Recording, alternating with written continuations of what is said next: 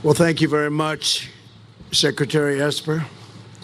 Today, our nation honors and mourns the nearly 3,000 lives that were stolen from us on September 11th, 2001. On these grounds, 184 people were murdered when al-Qaeda terrorists overtook American Airlines Flight 77 and crashed it into the Pentagon.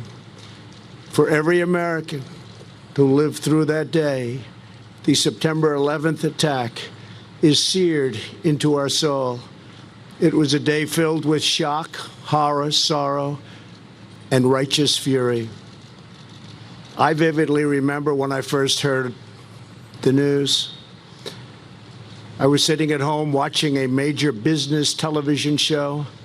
Early that morning, Jack Welch, the legendary head of General Electric, was about to be interviewed when all of a sudden they cut away.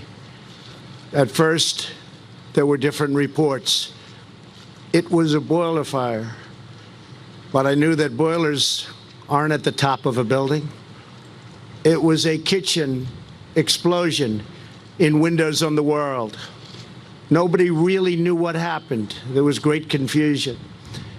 I was looking out of a window from a building in Midtown Manhattan, directly at the World Trade Center, when I saw a second plane at a tremendous speed go into the second tower.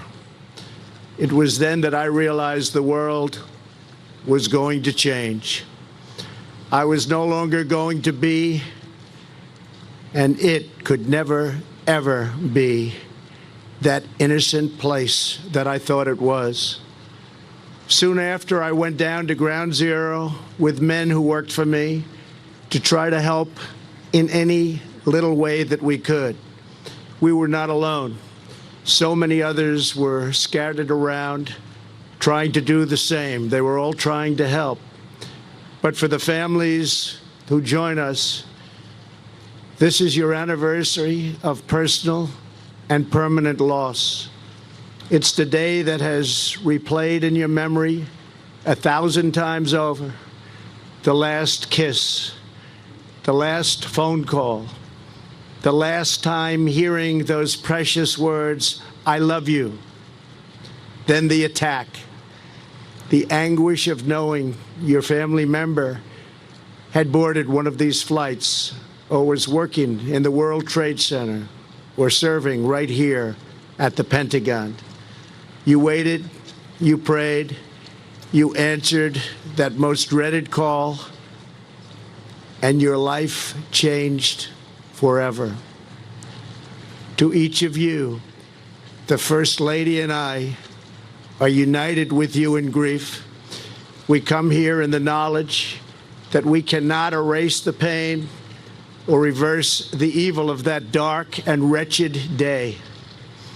But we offer you all that we have, our unwavering loyalty, our undying devotion, and our eternal pledge that your loved ones will never, ever be forgotten. 18 years ago,